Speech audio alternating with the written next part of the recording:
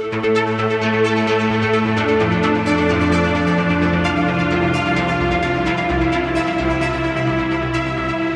right, 3, 2, 1. Hey, Aaron. Welcome Hey, to the Chris. show. We're back. We're doing it again. It's good to talk to you, man. You too. Yeah.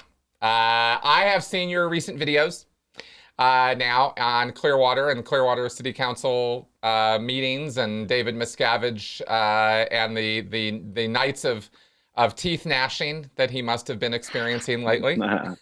So sounds like things have been a little interesting out there. But what I really wanted to talk to you about after watching those videos and talking to you is the perspective shift that you are offering. Mm-hmm. You're putting out there a pretty different view of how we should be thinking about Clearwater. And you and I have done podcasts. Mark Bunker's been on my podcast. We have talked in some detail about how Scientology messes with Clearwater. And if you go back in the history all the way to Project Normandy in the 70s when they landed, and they had a whole plan and campaign to take over Clearwater and sort of get in there and have control of the city in such a way that they would not be messed with and they'd be able to do their Scientology. Of course, they being Scientology or the Church of Scientology. That's what we're talking about. So your perspective now, having lived there, having gotten involved in local politics more than your average bear, quite different now, right? So what prompted the attitude change and how and what is this all about? So let's see. I'm not sure it's so much of an attitude change as a perception problem that Clearwater has. And I say a perception problem, not only because the perception has been negative, but also because the perception has been inaccurate. Yeah. When we sort of convinced or asked or helped Mark Bunker run for city council in the first place, it wasn't to test whether Scientology had influence.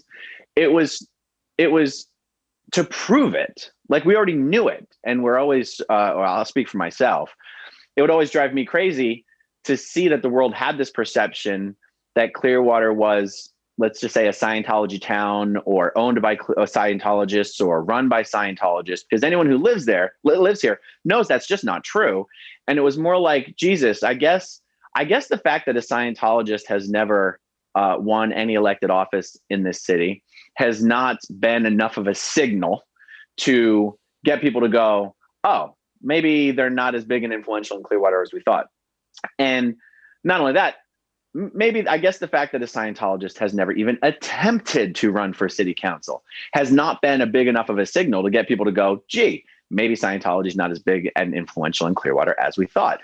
Well, then what would be the next level? Well, the next level would be to run somebody that they would have to pull out all the stops to prevent from being elected, and to prove that everything they could bring to bear in that effort would still not be enough to prevent somebody from being elected. Because the way I was thinking about it is, what do politicians care about the most? That's stereotypically getting elected and getting reelected.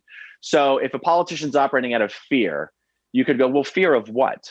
Well, fear of not getting reelected. I'm like, okay, so if we could prove that Scientology didn't have the power to prevent anybody from being elected or reelected, would that help the local politicians stop acting out of fear? And that was the hope. And I think that has worked to a degree. We hear a lot of people speculating that this person, Clearwater city government's in the pocket of Scientology. These police officers must be in the pocket of Scientology. And for the most part, what looks like being in the pocket of Scientology is actually operating out of fear or operating out of an abundance of caution. In other words, protecting your own ass. And someone who's operating on the basis of covering their own ass can very easily be mistaken for somebody who's operating on the basis of being bribed, right? In the late 80s, Scientology sued the city of Clearwater and won. You have to fact check me on this. I'm going to say won like $800,000 or something, $600,000, $800,000. The city had to pony up because of some things that had been said and done that met the level of discrimination in a legal sense. And ever since then, the city has walked on eggshells when it comes to Scientology. And that includes the police department. The police department is just a department of the city government. And so, when the police operate very, very carefully, it looks like special treatment. But it's not special treatment because they're in bed with Scientology. It's special treatment because they're being very, very careful not to create a situation where the city is going to get dinged for, because you know how litigious Scientology is. So everybody knows this. Well, you're speaking very much to a consistency in how Scientology has used their reputation for litigiousness. I mean, this was how they got away with not being exposed in the media for decades. Exactly. Right? Exactly. Because they sued time. Exactly. And so, the city government, so it's always been my position that, if politicians feel like they have to walk on eggshells when it comes to this organization, they don't understand the true size and nature of this organization, because if they did, they wouldn't be so careful. Right. And Mark Bunker running and winning that seat was sort of, chapter 1 or the first chapter in the book of how to change the perception of Clearwater. And I think for those paying attention, that was accomplished. It's just that there aren't that many people actually paying attention. And those that are, people don't have very great attention spans. And so I'll give you a perfect example of what I'm talking about here, especially as it relates to Clearwater. It's been over a year since Mark Bunker won his election. And the videos that I've done recently, I've gotten tons of comments on these videos of like, oh my God, I had no idea. I just thought Scientology ran that town. Like, I didn't even know Mark was elected. Like, I live in this bubble. A lot of us former Scientologists sort of live in this bubble, being we're paying attention to Scientology related issues. Yeah.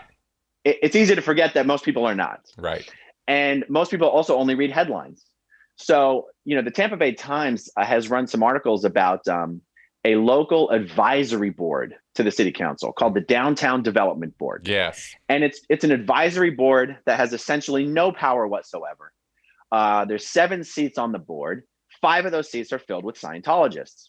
Well, this was at least newsworthy because it was the first time any Clearwater advisory board had a majority of Scientologists on it. Well, between people having short attention spans and people not understanding the structure of local government, a lot of people read that article, thought that the city council of Clearwater was now dominated by Scientologists. They didn't really recognize the Downtown Development Board is not the city council. And also, so that's one example of how you have something that's real, it's reported on accurately, and yet it is broadly misunderstood in a way that leads people to have a very incorrect perception of Clearwater and how much influence Scientology has in Clearwater. When you hear people talking about Scientology in Clearwater, you'll hear them always say downtown, downtown, downtown. Well, in a normal town, in a normal city, downtown actually means something. In Clearwater, it doesn't. So Clearwater has Clearwater, the whole city, which is I'm going to get it wrong. I want to say 70. I want to say 76 square miles, but don't quote me on that. I could have that completely wrong. But for the purpose of perspective, let's say it is 76 square miles. Downtown Clearwater is 1 square mile. So not only is downtown a very small portion of the entire city, but in Clearwater, we have another unique situation. Downtown is not like Clearwater Beach is our real downtown. 90% of our economic activity occurs on the beach. Okay. Do you see what I'm saying? Yeah. So in a normal city, if you were in Philadelphia and someone said, well, Scientology took over downtown Philly, you'd be like, what? Like that's the city. Right. And again, this is something where Scientology benefits from this misunderstanding of downtown Clearwater is not an actual important part of Clearwater. Other than the fact that it used to be, and other than the fact that we want it to be again, it's a ghost town. Like, congratulations, Scientology. You've taken over 1 square mile of ghost town, right? Actual downtown right now, what someone might consider when they say that, or like a local, it's like 2 blocks of Cleveland Street, maybe 3 blocks. The 300, 400, and 500 block of Cleveland Street is pretty much downtown. And so, anyway, I'm just giving examples of some things that are very easy to misunderstand if you don't live here, very easy to misunderstand if you're reading headlines and not the full article. And yeah, I think I answered the main part of that question of just sort of yeah, that's what's up. Yeah. But you see, so it's not that attitudes here locally have changed. It's that I personally have pretty much decided I'm just tired of everybody having this misunderstanding of Clearwater, and that Scientology benefits from that misunderstanding. I'm tired of politicians not understanding the true size of this organization. I'm tired of politicians not understanding the role Flag Landbase plays in the world of Scientology. And yeah, and I figured, it shouldn't be that hard to educate people about this. It shouldn't be that hard to change attitudes. I guess what I'm saying is the attitudes I'm trying to change are the attitudes of people outside of Clearwater, because those in Clearwater pretty much already get it. Understood. Totally understood. And I'm all about, one of the things that brings me, maybe some might think that this is a perverse kind of pleasure. I happen to think it's an educational kind of good thing that I do, that I try to do this, but I really do get personal pleasure out of poking holes in misconceptions and stereotypes and stupid ideas and ideas people have that are not true. And I love discovering that in myself. I love finding misconceptions, misideas about things, having a concept and then finding out, oh no, it's not shaded blue, it's shaded brown. What? Really? I was just seeing it in the wrong light, right? And in this case, I think, and something you said in your analysis when you were sort of commentating on the Clearwater board meeting minutes and you were going over the video, is you brought up this a couple times, a point which I think is encapsulated by Hanlon's razor. It's a philosophical thing, right? Which is never attribute to malice that which can be adequately explained by ignorance or stupidity. Two different things, but I'll go with ignorance because it's the more charitable interpretation. And you lamented the ignorance of the Clearwater City Council members, even at this late date, about the true nature of Scientology, the actual threat it poses versus the unsubstantiated threat that it poses. Could you talk about that a little bit? Because I found it interesting, and your take on the Clearwater City Council from direct observation and having gone and talked to them is a hell of a lot more informed than mine. And I have definitely gone down the mistaken path of assuming malice. Mm. Right? Oh, on behalf of the council members. Yeah, absolutely I have. Oh, yeah. Right? Because you look at the situation, you're just like, what the hell? So could you please clarify what that situation is? Sure.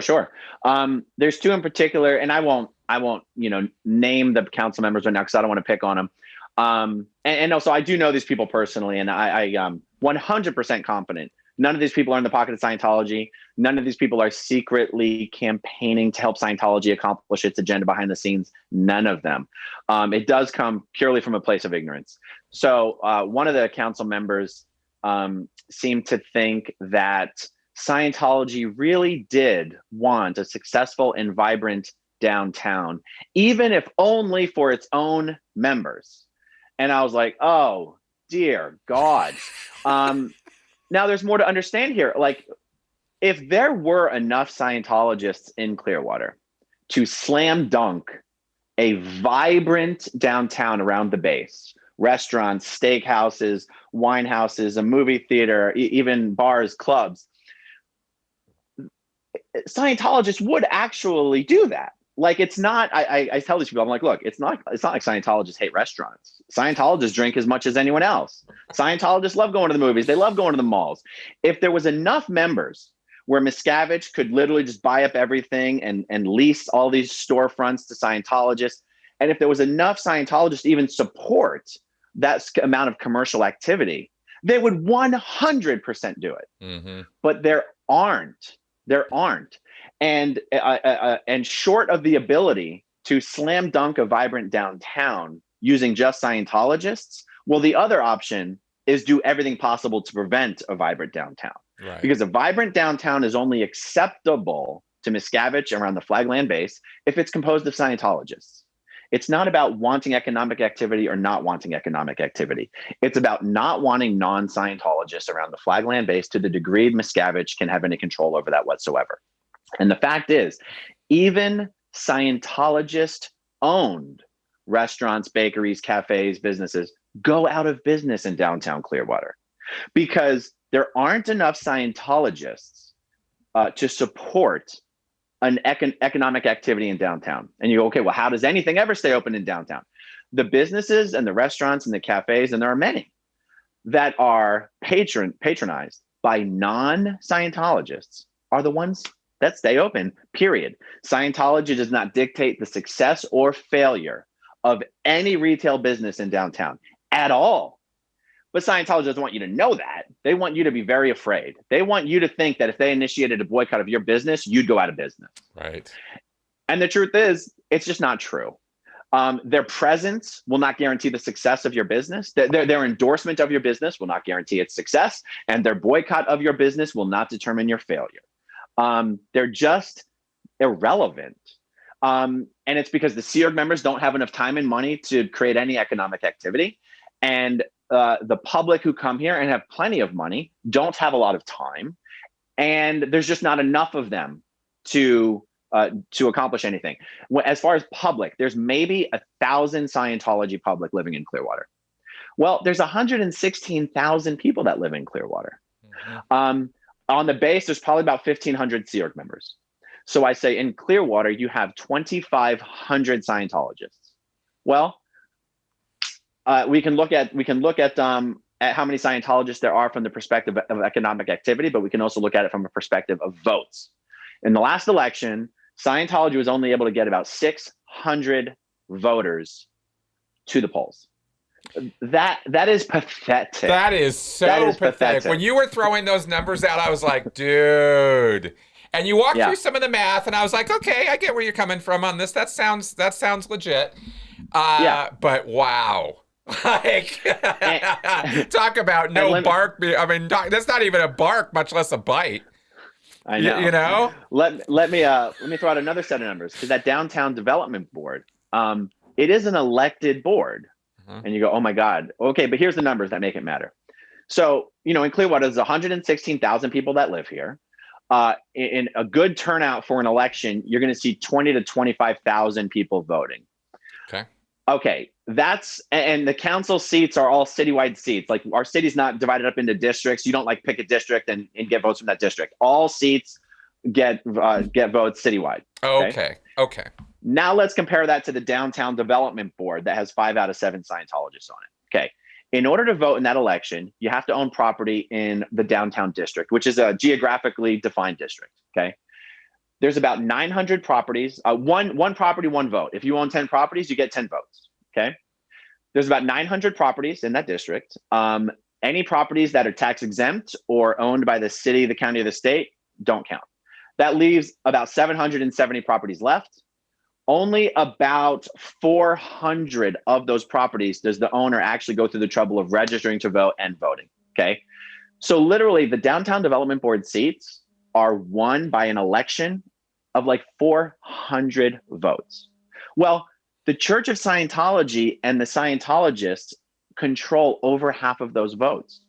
So how about this for trying to change attitudes and perceptions?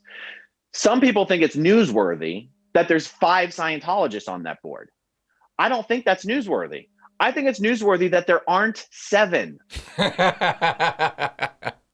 They control half the votes, and they haven't even been able to fill all of the seats on that board with Scientologists. That's incredible to me. Wow. But you see what I'm saying? Yeah, I do. Even the articles that were written about that situation were like, oh my God, look, they have 5. And I'm thinking, that's not the right way to look at it. It's, oh my God, look, they only have 5. I mean, honestly, I don't think I'm just being a glass half full kind of guy. I think if you look at the math, it's amazing that there are still 2 non-Scientologists on that board.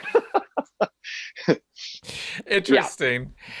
Well, what is the influence of Scientology on Clearwater then? Because we do have a reputation, and we do have a decades-long reputation, and you and I both know that it's a well-earned reputation because OSA is creepy. They do bad stuff. They did try to set up the mayor.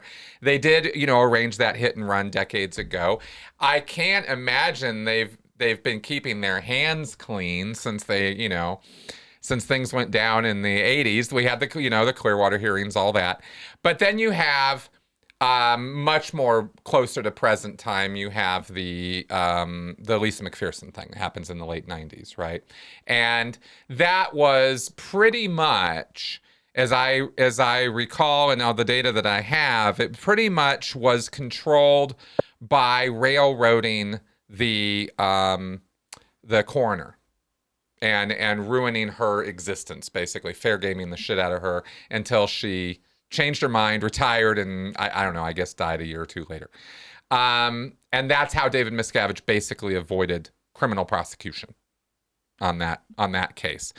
I'm just curious though, I mean, from your perspective, living there and being much more familiar with it there than I am, are there other machinations they get up to behind the scenes? Because they have a lot of money to throw around, and you say, okay, well, nobody on the city council is in their pocket. I believe you. I don't have any reason not to, right? But we know Scientology, and we do know the nature of that organization, and they don't just sit doing nothing. So Right. What do they do, and what threat do they pose then? Well, keep in mind that really they're only, because they don't really care about politics other than to the degree that it affects their ability to keep conducting business. Yeah. Right. Yeah. And, one of the two main things that have changed since the Lisa McPherson days and the Gabe Caceres days, who's the mayor that of Clearwater that Scientology tried to frame for a hit and run and other things. Two things that have changed is Scientology has its tax exempt status, which it will do everything to protect. And the advent of cell phones and social media and the internet makes it much, much harder for Scientology to get away with any of the sort of shenanigans that they're used to. Now, so that's, there's the harassment shenanigans, but then there's the behind the scenes kind of stuff that they do. Yeah. What they do is they hire lobbyists. But remember, like when it comes to local Clearwater politics, there's just only so many things Scientology actually gives a damn about. Their ability to continue to acquire property that they want and develop it in the way that they want to is kind of the limit of what they actually care about here. Other than trying to keep their finger on the pulse of anything the police might be looking into and stuff like that. Obviously, they don't want to be prosecuted. So they're going to want to have their fingers, on the pulse of what's happening from a prosecutorial and police standpoint. But I'll give you a small, stupid example. Yeah. There's all these little advisory boards for the city council, right? Well, one of these things is called the Charter Review Committee. And every so many years, it reviews the city charter to make amendments to it. Well, I had been nominated to be on the Charter Review Committee. And the city council has to take the list of people who were nominated and vote on them. Well, Scientology has a lobbyist named Mary Repper, and she's connected locally heavily. And one of the city council members told me this story after the fact. He goes, we did the vote and the meeting happened earlier than it was supposed to happen. So Mary thought the council meeting was happening at X time. It happened a couple of hours earlier. He goes, we did the vote. I mean, you didn't get picked for the committee for no particular reason. But after the meeting was over, he got a breathless call from Mary. Oh my God, Aaron Smith-Levin is up for the Charter Review Committee. We have to make sure he doesn't get it. And he's like, well, today's your day. He didn't get on. And she was like, she's like, oh, thank God. Okay. Now look, I'm giving you this as an example because of how stupid it is. Yeah. Okay. Yep. The Charter Review Committee, look, I'm not going to say it's not important. It's not that important. My presence on it was not going to have anything to do with anything. It's not like things were going to be introduced into the city's charter that were going to be detrimental to Scientology. Like there will be no self-help religions allowed in the city borders of Clearwater. I know. Like but this is a funny example of them expending political capital on something that's completely meaningless. Right. Completely. Right. Okay.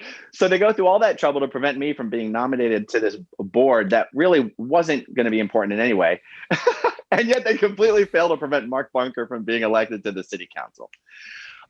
Okay, so I'm using that as an example also to show that they do use lobbyists. They know that they are toxic. Scientology and the reputation in the community here is as toxic as it could possibly be. I mean, like you and I know that for as long as Scientology has been in Los Angeles and Hollywood, their impact on that city is zero, right? Like we know that.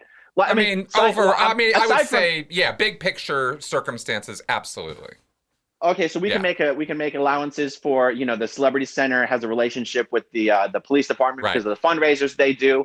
Clearly, there seemed to be some sort of a relationship there with the district attorney. Something seemed to be going on there. But here's what I really mean. Yeah. I mean, you still cannot safely walk the 4 blocks from L. Ron Hubbard Way to the Anthony Building. Or what is that building called? Yes, you're right. The AB. Yes, that's right. So that's what I mean is Scientology's presence there is still so minuscule and diluted that it has had no actual effect on its environment, right? Correct. Yes. Okay, but that's Los Angeles. I can understand if someone might think that, Clearwater is so small and maybe they think Scientology is such a big fish that they've managed to safe point the entire city and, make it all wonderful. Their reputation is so toxic that even the politician, even the council members who, if you watch these meetings, seem like you could be confused into thinking they're in the pocket of Scientology. Mm-hmm. When you have conversations with them, they will freely admit that when they were campaigning, going into all the neighborhoods, knocking on all the doors, 8 out of 10 times the first question was, are you a Scientologist? And if not, what do you plan on doing about them? Honestly, Scientology has not even managed to safe point this tiny little town. And my point there is they're so toxic, they cannot directly interact with city leaders, political leaders, and get anything done. They have to do it through intermediaries. This is all in response to your question of are they doing any sort of behind the scenes shenanigans? Mm-hmm. They're so shackled by their horrible reputation that nobody wants to publicly have anything to do with them or be affiliated with them in any way. And even in someone's private life, like some of these local attorneys that take on real estate work for Scientology, they pay the price in their private life. Like Scientology is that hated in Clearwater. Wow. Honestly. Why do you think? Do you think Scientologists like Pat Herney, the OSA guys, whose job it is to deal with community relations, clearly they suck at their jobs, but one wonders, are they even trying? Well, I think they're shackled by Miscavige because I don't think he wants. I don't think he wants or cares Clearwater to like him or Scientology, and here's my evidence for that. You and I both know that when Scientology wants to create good public relations, it knows how. It has all the money in the world to throw around, and they can do it. And well, the evidence of that is the free wins. So, the free wins, when they pull into a port, the people on the ship are ordered to get off the ship, get into town, and spend as much money as possible. We want these guys to love us. We want them to want us back. We want them to want us, right? Okay, so Miscavige knows how to do that. Well, he could do the exact same thing here in Clearwater. He could give a Sea Org member an extra $200 every week. And honestly, if he wanted to do some PR campaign, he could be like, all right, everyone gets $200. Every Sea Org member gets an allotted 6 hours a week just to go spend money downtown, not to go off and have a Liberty, not to go off and go to Countryside Mall. Like everyone could have an allotted amount of money and an allotted amount of time to go spend money downtown. He could make Scientology indispensable. Mm-hmm. If he wanted to, okay? Mm-hmm. And I just say that's how he doesn't want to, because look, there's a lot of restaurants in downtown that could use extra support. They could all use extra support. Well, good luck. You just built 3, 4-star restaurants inside the walls of your own buildings and you've removed any reason any Scientologist has to go have dinner at the local restaurant. So not only are you not making yourself indispensable, you're doing the opposite. You're buying properties, you're taking it off the tax rolls. You're building your own restaurants, you're building your own coffee shops, and you don't have to tip those waiters. Those restaurants are staffed by Sea Org members. So they have excellent food for a good price, and you don't have to tip. Like, that's what I'm saying. Miscavige knows what he's doing. Because if he actually wanted Clearwater to love the Flagland base, it would really be a piece of cake. And for all the things that Miscavige is, he's not stupid. So he just doesn't give a damn about the people of Clearwater. And here's why. He doesn't want them around. He's like, we don't need them to like us because we don't even want them there. Right. We'd rather they just left. Do you see what I mean? I so do. Now put yourself in Pat Harney's shoes, where it's your job to generate good public relations with the community. Well, good luck with that, right? Right. It's interesting because, well, let me just throw this out there, because I have wondered about this for a very long time, and it was only in a conversation I had like maybe 2-3 weeks ago with Jeff Hawkins that I revisited my idea about Miscavige not wanting to expand Scientology in general. He doesn't enforce study. He doesn't enforce people go up the bridge. He doesn't pay the Sea Org, right? He doesn't care about the staff. It's part of Scientology policy, if you're going to even give lip service to L. Ron Hubbard's words, that you care about the staff to some degree, right? But you and I both know from all the years we were in, they don't give a fuck about whether you go up the bridge or not as a Sea Org member. Right. No one cares, right? It's much more now, production, money. Yeah. That was certainly, our lifestyle. And maybe it's changed since we left, but I don't think so. We haven't heard one iota of real change in terms of that. And Hawkins put forward to me the idea, because I said, I just don't think he cares about expanding Scientology. And Hawkins' idea was basically, no, it's not that he doesn't care. It's that he is actually that incompetent. Anyway, I wanted to throw it out there as an idea. I'm not asserting a truth here. I'm not making a truth claim. I'm just saying, what do you think about, maybe it's not that he doesn't care about Clearwater. Maybe it's that he's so bloody incompetent at how to get the job done. And I've made that assumption you made too of, well, he just doesn't care. But I've just been given reason to rethink that and think, well, maybe it's actually just that he really just is so bad at his job. He doesn't know how to make people like him. He only knows how to make people hate him. Okay, but I totally get your point. Although we're talking about whether he cares about expanding Scientology versus whether he cares about the church's public relations in Clearwater. And you're right. These are two different things. I was relating one to the other. Totally get it. Yeah. I believe that he does want to expand Scientology because, honestly, it only benefits him. I mean, he's all about the money, really. Yeah. I mean, Scientology at this point is a money game. I think in Clearwater, he very specifically doesn't care about the public relations. Okay. Because, what would be the benefit? How would he benefit, literally, in a literal sense, how would he benefit by the people here in Scientology, the locals loving Scientology? He's like, we just don't need them. I mean, if somewhere in LA, you sort of need them to kind of like you. I don't know, maybe, am I just pulling this out of my butt? It seems like, I guess in LA, they're not trying to build this giant buffer around the PAC base. In LA, they're totally fine just having L. Ron Hubbard Way and what is that, the east side and the west side. I forget if L. Ron Hubbard Way runs north and south or not. They're not interested. Yeah. It's easy to keep people off of L. Ron Hubbard Way. You just have a security guard at one end of the street, a security guard at the other end of the street. Right. Here in Clearwater, their campus is spread out. Okay. In Clearwater, they have more of a need to keep people away. You cannot, it's very hard to guard all the buildings all the time. It's very, there's a lot of buildings in the base. And I guess my point is, I just don't see that he thinks it's necessary to have any of the, and when I do mean the locals, by the way, I don't, does he want the council members to like Scientology? Yes. Does he want the city manager and the city attorney to like Scientology? Yes. Does he care at all whether the people of Clearwater like Scientology? No. Why? You can't get into Scientology in Clearwater. Who cares if they like him? Right. Who cares what they think about Scientology? Right. Right. Whereas, when we talk about Miscavige being too incompetent to expand Scientology, the golden age of Tech 1 and the golden age of Tech 2, were horrible, horrible programs that resulted in the contraction of Scientology. Correct. And again, I guess you have to ask, was that intentional or was that incompetence? I honestly don't know. For a long time, I've been looking at the golden age of tech evolutions as something that he felt would weed out everybody who was more loyal to the concept of L. Ron Hubbard than to Miscavige himself. Mm-hmm.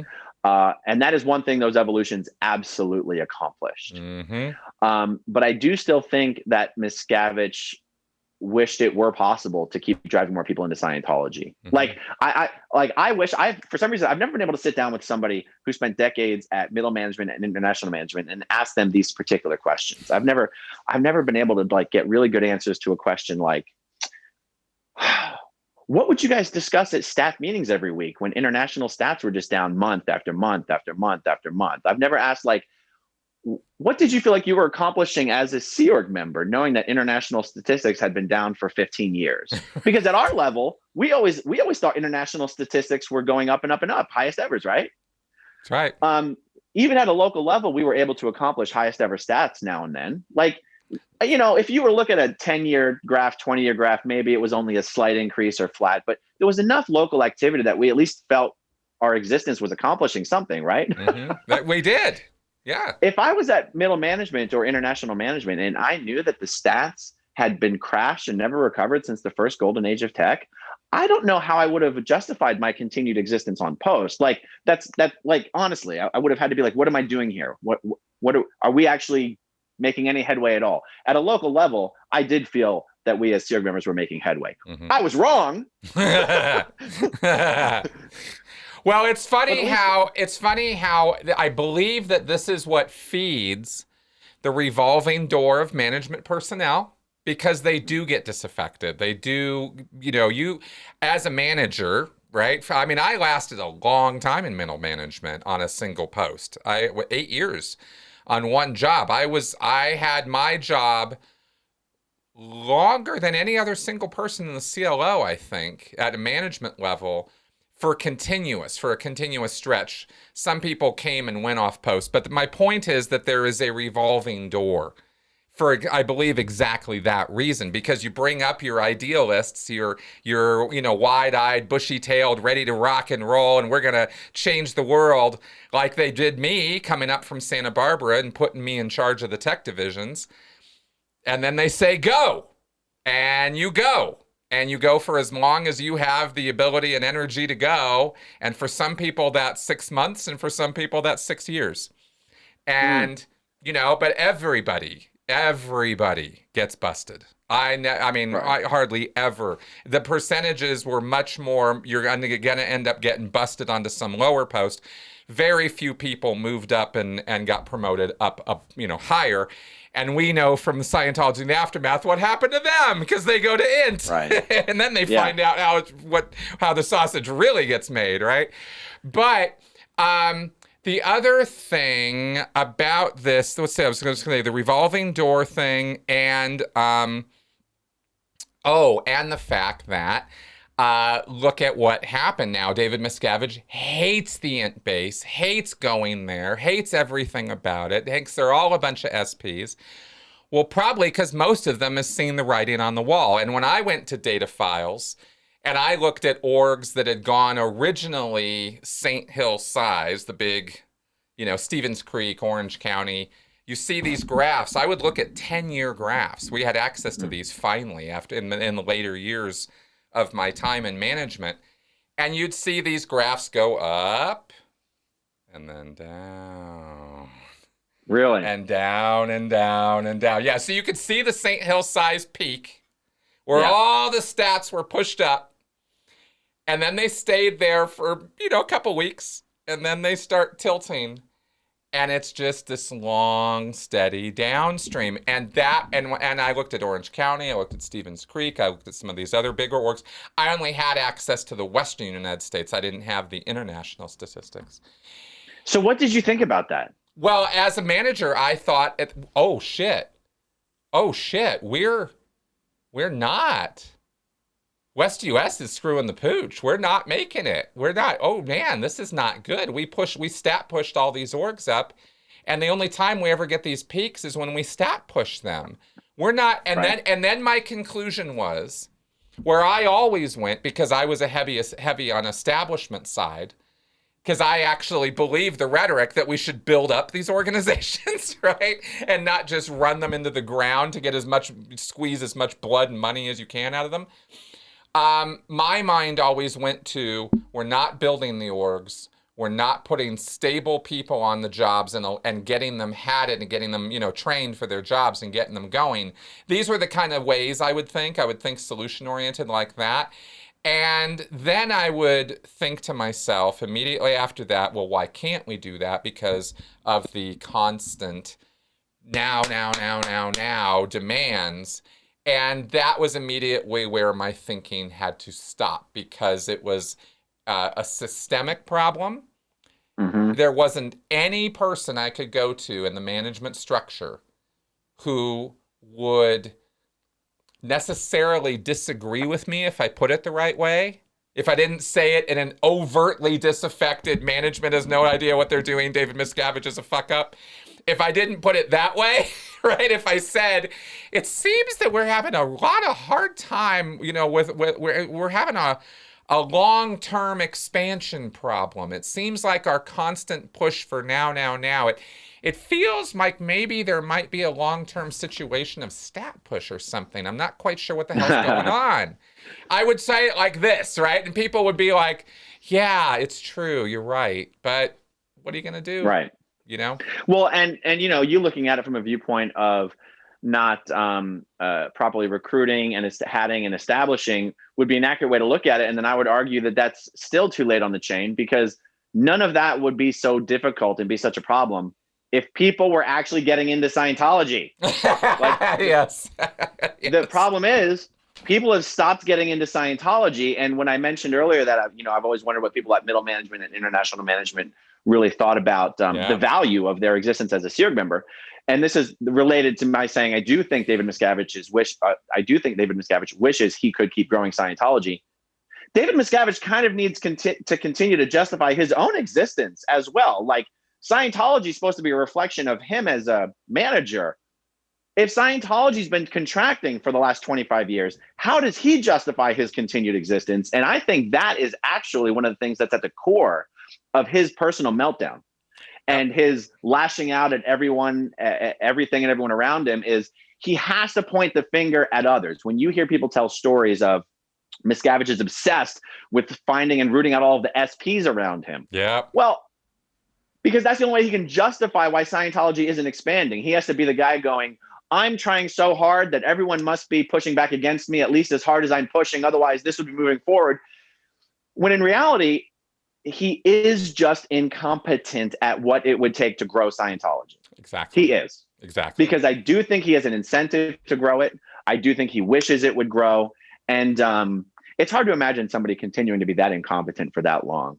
But he just, and yet there it is. Because and these sort of circumstances, actually, just to take a look at how this is unique and different from the CEO of a Fortune 500 or non-Fortune 500 company, is that David Miscavige is not just a CEO. He's not just a business leader or owner. He is a cult leader. And so what you get with that, the advantage of that, is you have an artificially propped up system that is being artificially propped up by basically hopes and prayers, right? Thoughts and feelings and that sort of thing. And the continued influx of money that is built on basically appealing to hope. And that's where you have a difference in this business model from your regular business type of situation, I think, and why incompetence can last longer than it would, say, at an IBM or an HP or something. Right. Well, one of the things that really shackles Scientology managers from even being able to propose good ideas is the principle that you and I are familiar with, which is you're not allowed to take into consideration any factors that are outside your immediate control. Right. Like if there's a problem and you're trying to handle it, you are not allowed to propose a handling that relies on someone else to do it. It has to be resources available to you. that completely under your control. Well, you know what? On a city level and even on a continental level, it is not within any manager's control to get more people into Scientology, to improve the perception of Scientology, to, like that can only happen from the top. Yeah. And any proposals from the lower levels up that contradict the proposals that have already been put in place from the top down are viewed as treasonous. I mean, the organization itself basically cuts itself off at the knees. That's and right. I guess Miscavige's incompetence is evident by the fact that he is the only one in the organization who has the power to change that. And he doesn't. That's right. So again, somebody could still argue, well, that because he doesn't want to. And I go, no, he has all the incentives that someone could possibly have to grow Scientology. I do think it comes down to incompetence because, Chris, you pointed out, anybody can look at those graphs of the orgs that have gone boom and then bust and concluded that the only reason those orgs ever boomed in the first place was cannibalizing all of Scientology in a 500-mile radius and channeling it into that. In the corporate world, that's just called cannibalization. That's right. It's not even that someone went in and did an excellent job for a few months and then left. No, they didn't do an excellent job. They took all of the Scientology that was occurring around it, channeled it into one small area so the statistics there would look great, and then everything went back to normal state. That's right. Right? That's exactly right. That's exactly right. And I think that the other thing that drives, one thing I think that stands out as a difference between, and this might sound funny from certain point of view, but I think it's true, is that between L. Ron Hubbard as a manager and David Miscavige as a manager, is that L. Ron Hubbard engaged in all the weird megalomaniac, covert op, fair game bullshit. And he thought of himself as this high-class intelligence operator, and he kind of liked to play around with that. But at the end of the day, I think Hubbard didn't hate people. I think there were some people he hated. I think he hated his critics. I think he was incredibly vindictive toward people who didn't like him.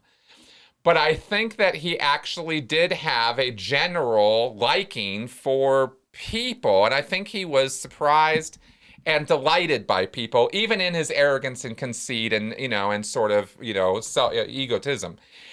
Well, sure. I don't think David Miscavige likes a single person on this planet. Yeah, I think you're right, except for Tom Cruise. Well, yeah. And even then, he may not. Right? Is he just faking it, right? I think Tom Cruise is the only one who he thinks is maybe approximately at his level.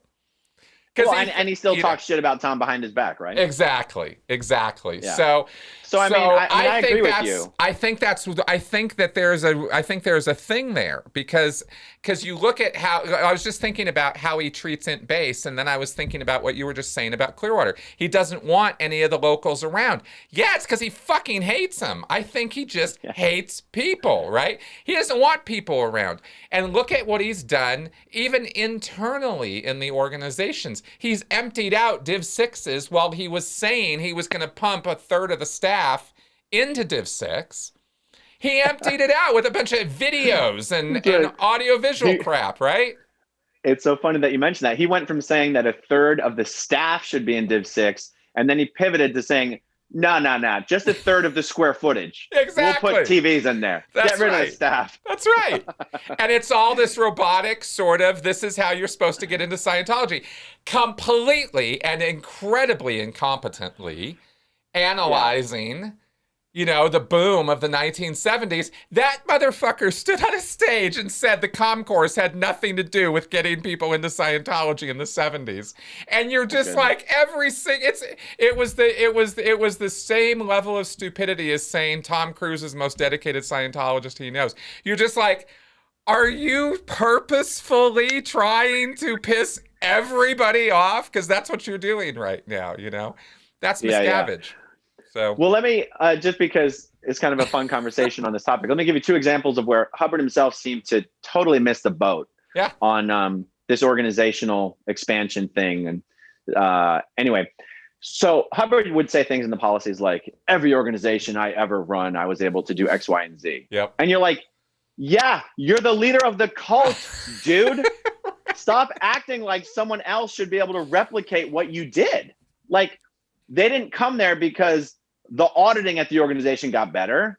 They came there because fucking L. Ron Hubbard was there. Exactly. Okay. And so here's the best one of them all. He keeps, without having to get into all the definitions, these organizations are all trying to achieve a particular size that in Scientology is referred to as Saint Hill size. Yep. And that is the size that the Church of Scientology in Saint Hill, England had achieved when it was being run by L. Ron Hubbard.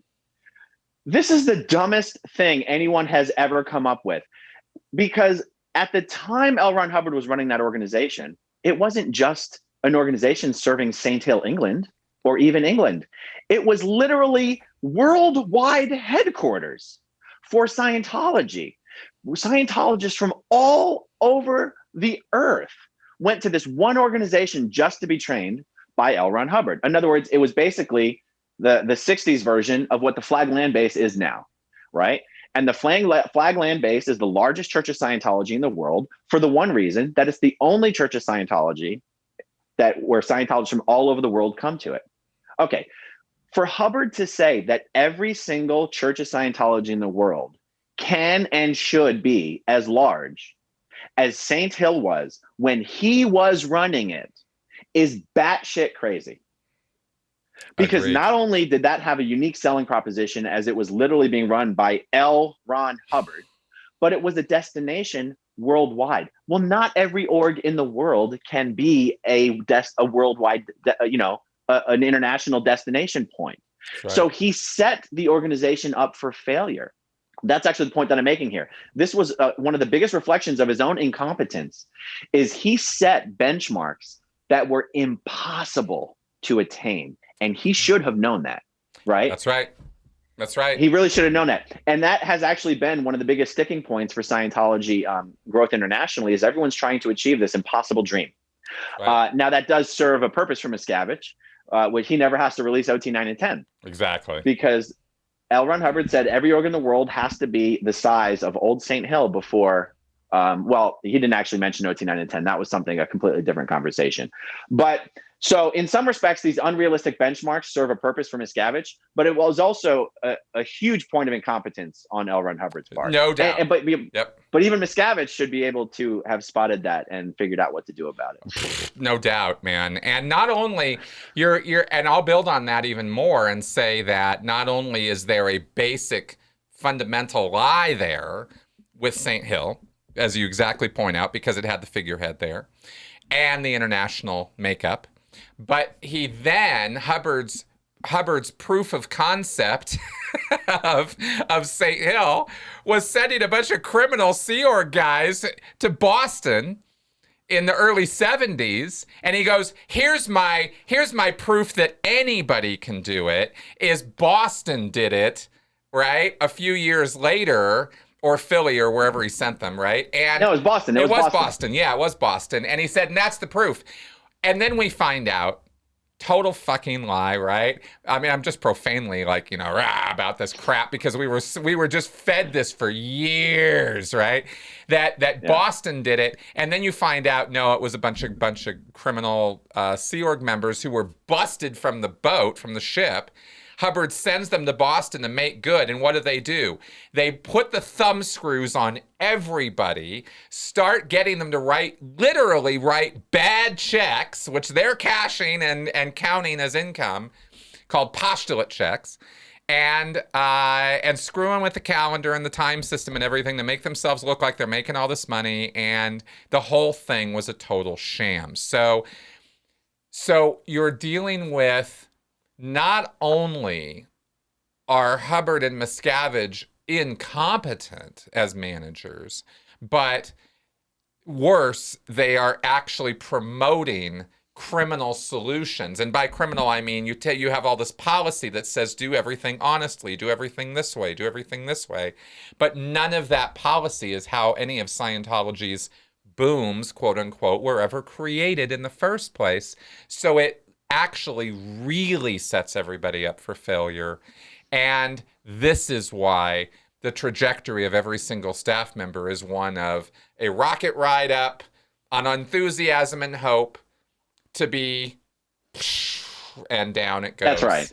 That's right. And even Hubbard's own example of Old Saint Hill, that was supposed to be, his crown jewel of accomplishment. Well, it didn't sustain itself. It crashed as soon as he left. Exactly. As soon as he left, it crashed. And I go, okay, so you couldn't even put something in place that would sustain itself without your presence. That's right. And yet every organization in the world in Scientology is chasing that carrot. And here's the thing. None of them are allowed to acknowledge it's not possible. Exactly. Even implying it's not possible is enough to get you kicked out of Scientology. That's right. Right? That's right. So it's remarkable to look back on all this and see how obvious it should have been. But the thing is, like, if you look at all the reasons why Scientology has such a terrible reputation and all this kind of stuff, to me, it's all stuff that should be fixable. I mean, I don't give a shit whether they fix it or not. I don't particularly want them to fix it or not want them to fix it. But like when you look at what they're doing in England, the Charlie Wakely guy and a lot of the social media stuff they're doing, that's good stuff they're doing. If you just started regging people less, you got rid of disconnection really. People have enough of an appetite for the kind of cultish but egocentric stuff that's in Scientology. People have enough of an appetite for that it seems like if Miscavige was competent, he could figure out how to grow it. Yes, he could. Yes, he could. I've often wondered whether the stuff they're doing in London, I've often wondered how they got permission to do that stuff. I think they're doing it. I think they're doing it below the book. I think they're doing it off the books. You think so? I think so. And I'm a little surprised they're still going. I think it started. I think it started off the books. I'll say that. Because I saw something pop up on YouTube. It was it was a Zoom interview, much like what we're doing right here, between Charlie Wakely and Grant Cardone. And Charlie was kissing Grant's ass like he was a celebrity. And my first thought was, that is so not cool for a staff member to be like worshiping a public like that. Like that was so out of the norm, out of the ordinary. Like Charlie, he must be a pretty good actor. He was like, "Oh my God, Uncle G. Oh my God, is this really you? I can't believe it. I'm such a big fan." And I'm like, staff members don't talk to public that way. Like that is incredibly inappropriate. And it made me wonder whether it's some sort of a program they're doing. Because it's not like no one in management knows that's happening. No, at this point, I think you're right. There's no way management couldn't know. There's no way it couldn't have gotten to OSA at this point. And I even saw somebody send me a link. They asked me a question about a Sunday service. There was a link posted to a video done of a Scientology Sunday service without the group processing part, but the rest of it was there. And I was like, what the fuck? They're putting this online now? So definitely something's changed. I just don't know what yet. I can't get my finger around. I can't get my finger on exactly what it is that's changed, because you'd think if they were going to go, okay, thumbs up internet, they would go a lot bigger than they're going. So I'm a little... Right, like why just London? Right, right. Is this a pilot program they're trying to run? Maybe see how it goes if they give orgs YouTube channels? I'm not sure.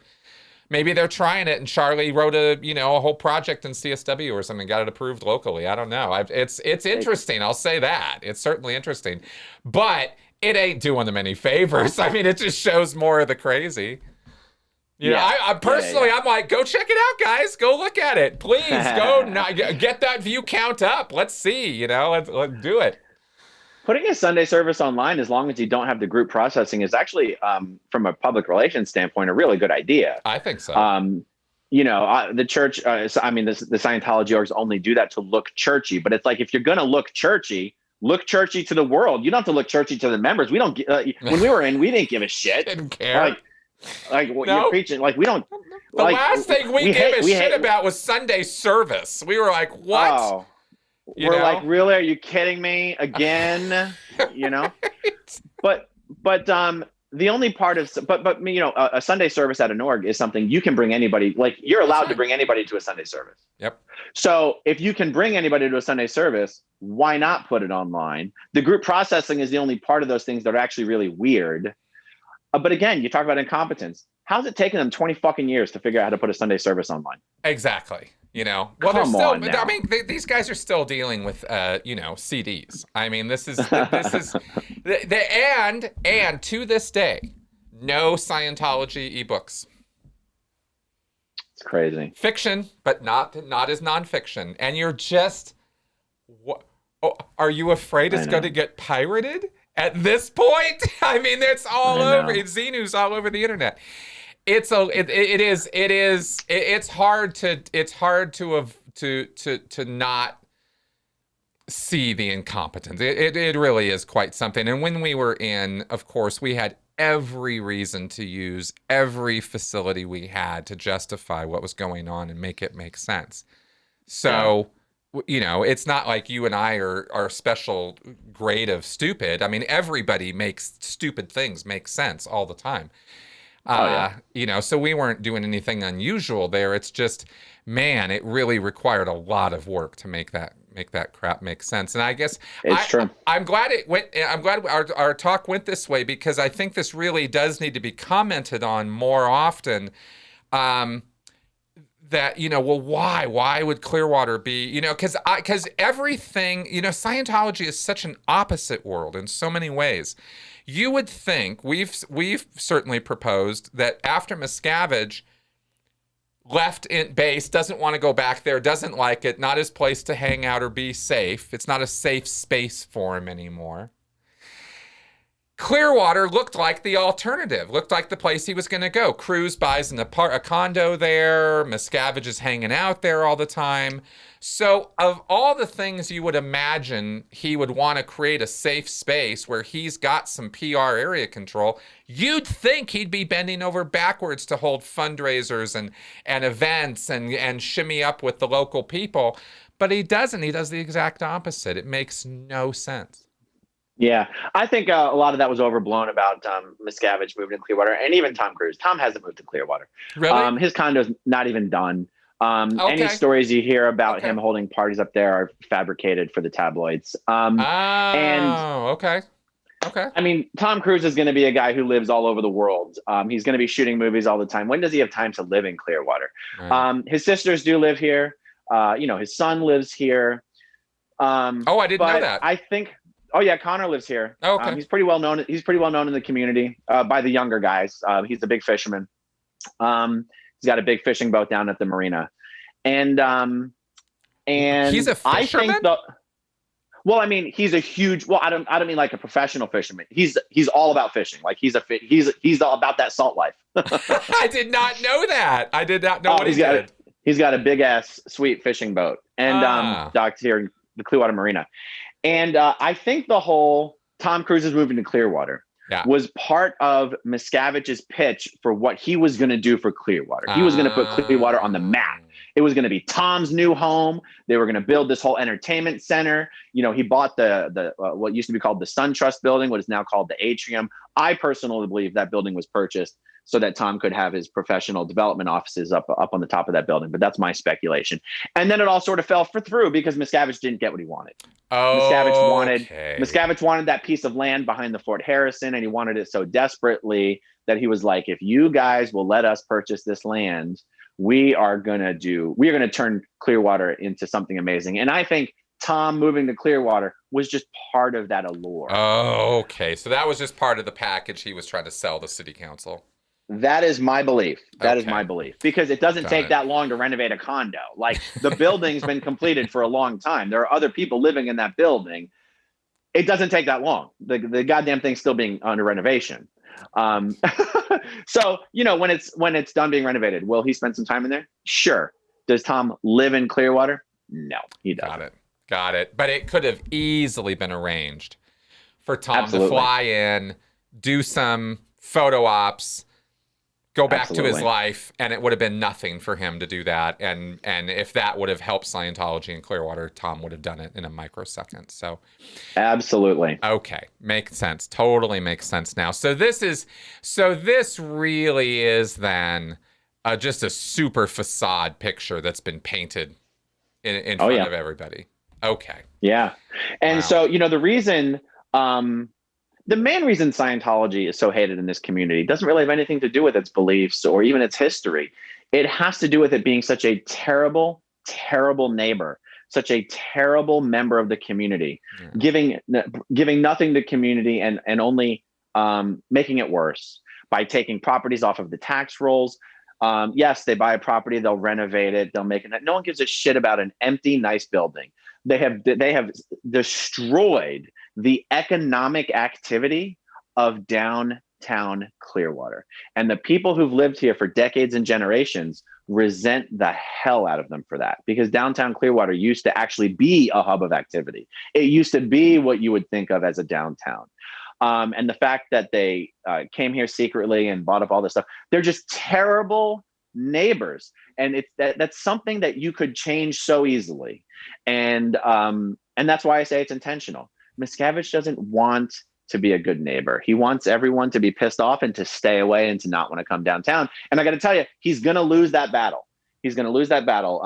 Clearwater is doing a giant project called Imagine Clearwater. We are going to have a 4,500 seat covered amphitheater right in Clearwater Park. That's going to world class facilities for, it's basically a concert, for concerts. Ruth Eckert Hall is going to be able to book concerts in this place every week. Now, here's where things get interesting. The Sandcastle Hotel is the advanced organization for the Flag Land Base. Locals don't understand, and even local politicians don't understand until I tell them. That is actually the crown jewel of the Flag Land Base. It's not the flag building. It's not the Fort Harrison Hotel. It's the Sandcastle, because that's the top of the bridge. That's where the OT levels are delivered, right? Yep. Well, now there's going to be a 4,500 seat concert hall pointing right at the Sandcastle. They positioned the concert hall on the side of the park closest to the Sandcastle.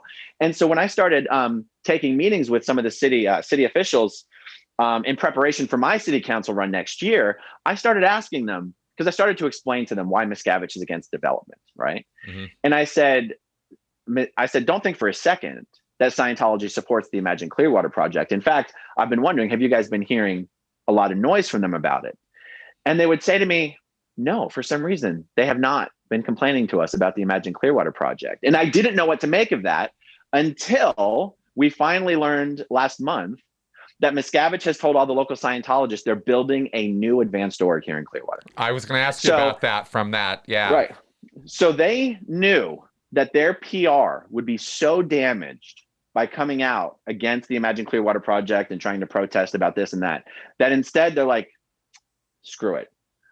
We have to abandon the Sandcastle. We have to build a new AO. Now, wherever they choose to build this new AO, this is going to be the next chapter in the battle. Miscavige's battle against the city of Clearwater. He's going to figure out some way to screw the city with this AO. Yeah. And we just don't know how yet, right? But my point when I said Miscavige is eventually going to lose this battle, not only is the city doing its own redevelopment project with this Imagine Clearwater project, but there's 3 giant properties right on the bluff, right behind the Flag Land Base, that are out for bid. And it's called an RFP, or request for proposal, that are currently out for bid nationwide for developers to come and build massive mixed use residential and commercial properties right there next to the Flag Land Base. And then there's, you've been to Clearwater, right? Mm-hmm. Okay, well, there's that bus station right across from Caddy Corner to the Fort Harrison Hotel. Mm-hmm. There's this big old county-owned bus station. That's not going to be a bus station for much longer. That will, fingers crossed, there's many things that thing could turn into, but one of the things it might turn into is a giant building for the new city hall, right? Taller than the flag building, taller than the Fort Harrison. Like, development is going to continue to occur around the Flag Land Base, and Miscavige won't be able to prevent this stuff from happening. He's going to lose his mind because he's going to lose this battle. Clearwater is his crown jewel in all of Scientology, is the Flag Land Base. And he's going to be boxed in with non-Scientologist development. Right. And I'm here for it. I'm excited. I'm excited to see it happen. I'm excited to help make it happen. And but I'll tell you that the biggest barrier that developers are going to have in making these proposals is convincing the people of Clearwater that they're not secretly working for Scientology. That is how hated Scientology is. Wow. Wow. Yeah. Well, let me throw this out there, and then maybe we'll wrap up here. This has been fucking fascinating. Thank you very much for sharing all this with us. It's definitely given me a perspective change on Clearwater. I've never really been clear on how to think about this place, because it's, you hear this, you hear this, you hear that, and I've just been frustrated like everybody else that, you know, every time Scientology makes any kind of seeming advance, it's like, why can't they be stopped? You know, but there's obviously there's only so much Clearwater City Council is going to be able to do about that stuff too. Yeah. I wonder, and I wanted to get your opinion on this because I've never thrown this out to anybody before, but I think the number one thing that's stopping Scientology is Miscavige. And I think if Scientology is actually going to survive, I don't think that there's a road by which Scientology expands and thrives and continues and survives into the future where Miscavige is a permanent part of that picture. I think he's going to have to go. And I think he's going to have to go in like in order to, okay, here's my whole thought. In order to save Scientology, Miscavige would have to throw himself on his sword. And Miscavige is never, ever, ever going to do that. So the only other way that Scientology could survive is if there was some sort of coup, or if he were gotten rid of somehow. Maybe he dies of old age. This doesn't have to happen now. This could happen in 10 years.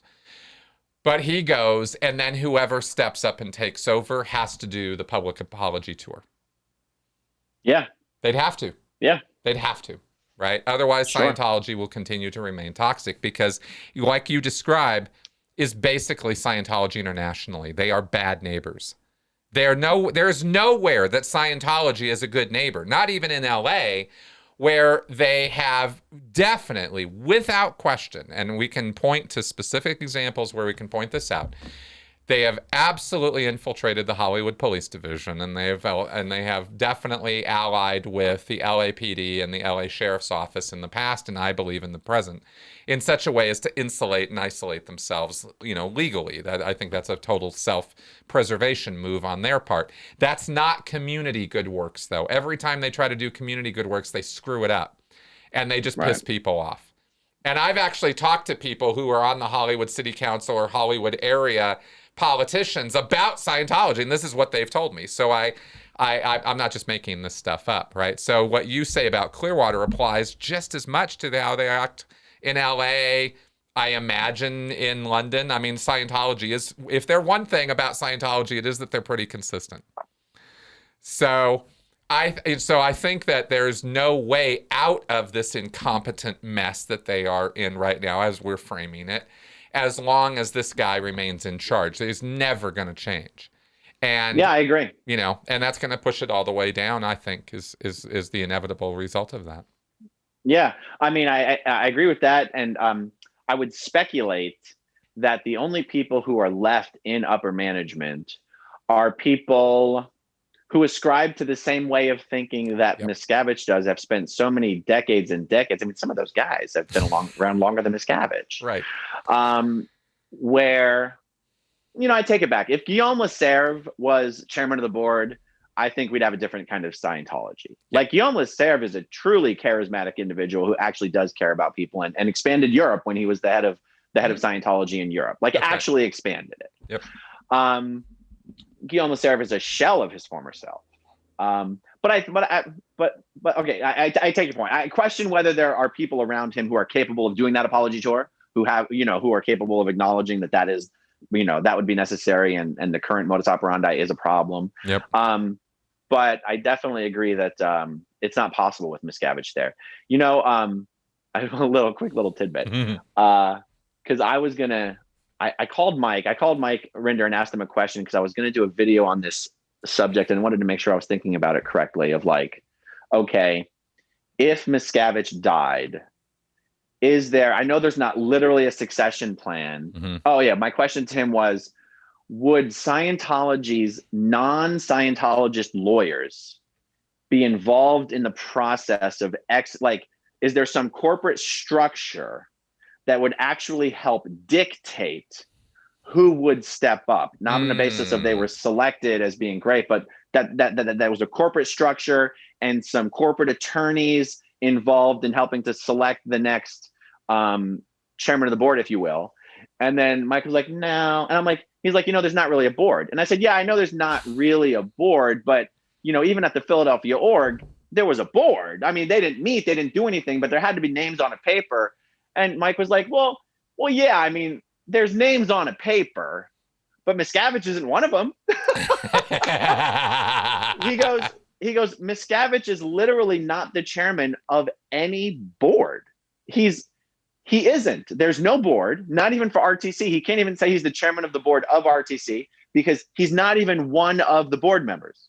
He has some, Mike said he has some post of trustee. So literally, he just gave himself a name. My point in saying that is it really would be nothing but a pure scramble for power. Yeah. There's no corporate structure to facilitate a succession plan. And it really would be, and you have to ask yourself, so who would want that job and why would they want it? Would they want it so they could have all the perks that Miscavige has had over the last 30 plus years? Or would they want it because they really wanted to turn the ship around and do better? And, maybe if it was one of these true believers who has only stuck around this whole time because they wanted to be able to tell on Miscavige when Hubbard came back, right? Like maybe some of those guys are around because they just didn't want to let L. Ron Hubbard down and they expect him back. And, so I guess that's a lot of gibberish to say. Maybe it could happen, maybe it can't, but it can't with Miscavige, that's for sure. For sure. And I don't think it's all gibberish at all. I think this is things that we've been speculating about. I have been asked that question. It's probably one of the top 5 questions I've been asked. And I've been asked thousands of questions at this point. But definitely, it's like, was L. Ron Hubbard a con man or was he sincere? That's one of the top questions. Is Miscavige sincere? Does he really believe? That's one of the top questions. And what happens when Miscavige dies or goes away is definitely probably top 3. I think those are the top 3. So it is definitely an area of intense speculation. And I think that that if he disappears tomorrow or in 10 years and somebody doesn't step up and clean up their toxic public reputation, like you said, there is nothing for them. It will just die off. It will definitely die off. So we'll see. We'll see what happens, though. Anything's possible, Yep. So again, I think I only alluded to it here, Mm-hmm. and I have to be careful how I phrase it. But come September or October, whenever the campaign season starts, I will be filing the necessary papers to be a candidate for city council. And here's where Miscavige really needs to worry. 3 votes on the city council controls the city. We have a council manager form of government. The mayor of Clearwater does not run the city of Clearwater. The city council hires a city manager. The council, as a body of 5 people, vote on what they want done in the city. The city manager executes whatever has been approved. 3 votes on the city council controls the city of Clearwater. So if you have me and Mark Bunker on the council, and don't get me wrong, it's not like the city council can now enact unconstitutional discriminatory policies. I'm just saying, you want to talk about changing the perception of Clearwater. Let's have 2 SPs filling 2 out of 5 seats on Clearwater City Council filled by people who have hate websites on them by the Church of Scientology. I think we can actually change the perception of Clearwater. And when I started taking these meetings, just making sure people knew who I was. I mean, it just, it's easy to think people know who you are. No one knows who the hell you are, right? I mean, I sat down, I had lunch with the mayor, and I said, look, I'm not running just to prove a point or just to be a sideshow. I want to change the perception of Clearwater. And maybe it can be done, maybe it can't be done. But if it can be done, I can do it. And if I can't do it, it can't be done. And I said, but look, I need to know if you think this is valuable. Like, does this actually help? And he said, I'll tell you straight up. The number one problem I have in attracting world-class businesses and talent to Clearwater is Scientology. People don't like Scientology, or they're afraid of it, or they think Scientology will prevent economic activity from happening, and so they don't want to roll the dice. They don't want to take the chance. And I said, that's all I needed to hear. That doesn't mean that the mayor's will endorse me. That doesn't mean that. But all I needed for him to say was that the perception of Clearwater and the misperception of Scientology's influence in Clearwater is the biggest hurdle he encounters in actually moving Clearwater forward. That's all I needed to hear. That's all I needed to hear. To like, okay, I'm going to run. And I'm not running against anybody. I'm running for Clearwater. And I'm excited because, Chris, you know they're going to have to come out and fight me full force, right? You know that. And yet, the more they fight me, the more they're going to help me in my campaign. So, like, I am counting on them throwing everything they have at me. Yeah, me too. Like, bring it on, okay? We are so past the age. I think we are so past the age of politicians having to give a damn what this organization says about them. I'm like, I don't care. Air all my dirty laundry. Let the world see what a terrible organization you are.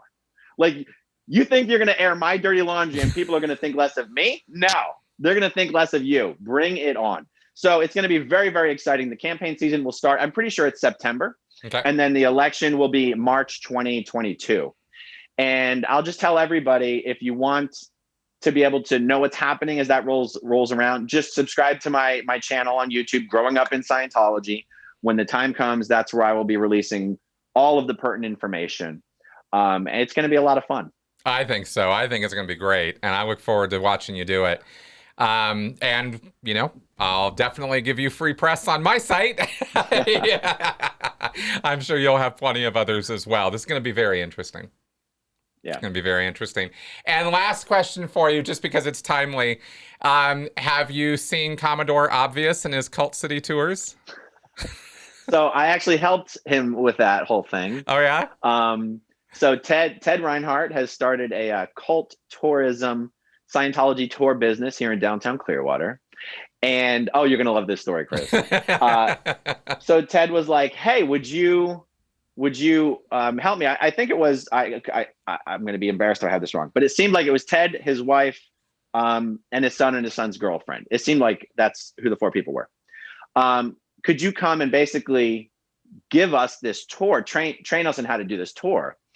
And I said, absolutely. And I audio recorded the entire thing. It was a 2-hour tour. And it was amazing. We just went from building to building to building. And then I would explain to them what the building is for, how it fit into the world of Scientology, and tell them some funny or amusing stories about it. And at one point, we were standing right outside the Coachman. And who walks by? None other than Pat Harney, right through our little group. Okay. Now, at first, I was a little flustered. You know, I'm used to, like, I don't like bothering. I don't like harassing anybody. Yeah. I'm like, fuck it. This is our tour. And so I go, and here we have Pat Harney. She works in the Office of Special Affairs. And she must not have recognized when she walked by, because she was like, what? She heard her name. She was like, what? And I'm like, this is Pat Harney. And then as she was looking at us, I go, Pat's primary job is harassing former Scientologists. And then she looked over again. I'm like, hey, Pat, how you doing? Good to see you. And okay. So Pat Harney became part of the tour. Awesome. And then as we were walking around the Superpower building, I was like, let's play a game of who can find the hidden cameras and microphones. So we're walking around the block, and they were doing a great job finding the cameras and the microphones. And then we were turning the corner where the buses pick up all the Sea Org members. And they were like, oh my God, do you think they're going to come out and harass us? I said, are you kidding? They are so much more afraid of us than you should be of them. And like, well, how do you know? I'm like, well, because you saw that Sea Org member, that security guard just stuck his head out around the corner and then popped back in like a little rat. And I'm like, they're watching us on all the cameras. So like, we're standing outside the Coachman, and I'm like, there's a camera there, there's a microphone there. And like, oh, you think they can hear us, what we're saying right now? I'm like, oh yeah, they're listening to every word. Absolutely. And you know, it's funny because I think when someone first hears that there's this Scientology cult tour happening, and because Ted wears his funny uniform, it seems like it's all just ridicule and a joke. But it's actually not. There's an actual inherent benefit to doing this tour, which is showing everyone there's actually nothing to be afraid of. Yes. Right? Right. They've got it all in their minds. We're these big, terrible, scary people, but they're the ones who are actually afraid. And And so I don't expect that this business is going to be very well received by the council members. But the truth is, on like a local population level, it's actually very beneficial to just take them all around. It was like, oh, hey, you see this little pizza shop right here? This is the pizza shop where they refuse to serve Mark Bunker pizza. This is the famous shop where they're like, oh, I'm sorry, we just ran out of pizza. And Mark's like, you're a pizza place that just ran out of pizza? What else you got? I'll take whatever's on the menu. I'm so sorry, the kitchen just closed, right? Every little building had a really funny story you could tell about it. Wow. Like, especially CCHR. CCHR, let me tell you about, remember Tom Cruise on Matt Lauer? That was all about CCHR. You don't know the history of psychiatry. I do. What the hell was Tom talking about? CCHR. Here it is. Beautiful, man. So anyway, that's awesome. Yeah, I hope Ted. And actually, there is a possibility that there will be some like VIP tour guides. Like I told Mark Headley about this whole thing, and he's like, "Are you kidding me? I would love to come to Clearwater and be a guest tour guide. I could tell him the best stories." So, Headley would be perfect for that. He loves telling those stories, man. He's got 20,000 of them. Yeah, we could, you could start at one end of the block on Cleveland Street and be like, okay, let's take some bets. When we get to the Clearwater Bank building, do we think they're going to come out and harass us? Or is someone going to come out and give us a hard time? Or are they going to pull in the all welcome sign and close the doors before we even get there? Who thinks one's more likely than the other? That's right. Because there really is nothing to be afraid of. They just want you to think that there is. That's exactly right. And that's what I love about that is, somebody was challenging me the other day on Twitter about a video I posted where a guy was comparing something about Scientology and QAnon or something. And it was this little video, and it was just this kind of ridicule-y sort of video. And I think he was out front of a Church of Scientology asking people as they came out about QAnon or something like that. And it was just this sort of silly, ridiculing thing. And normally, that's not something I consider as a serious form of protest or, it's not going to help anybody. But it is kind of funny from time to time. But I think what you're describing over time actually would be cathartic for the citizens of Clearwater. I actually do. I think so. Yeah, I do. Because I think it would bring the temperature down. Because if you can laugh at something, it's so much less serious. And there are no circumstances where you can't laugh. You can always find the humor. And as bad as Scientology is, and it's bad, it's still something, Here's a little thing that I think would surprise many people. It's just an example of the tour. Like, right next to the Coachman building, which is one of Scientology's most important buildings, sort of, on the Flag Land Base, there is a little brick sidewalk that goes right between the Coachman building and the old bar. It's a bar now. It's a Clay Irwin used to own the bar. It's the Lucky Anchor. Mm-hmm. There is a brick sidewalk that has been built. The biggest brick right as the sidewalk begins, right next to the Coachman building, has Lisa McPherson's name on it. It's dedicated to the memory of Lisa McPherson.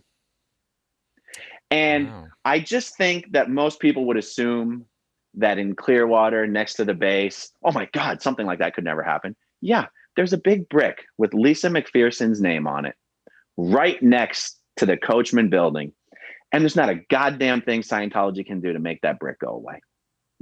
It's just a little piece of symbolism. So, just giving the tour, it felt poignant to be like, here's a tour, here's the Flag Land Base, and look, there's a big fucking brick with Lisa McPherson's name on it right there, and there's nothing they can do about it.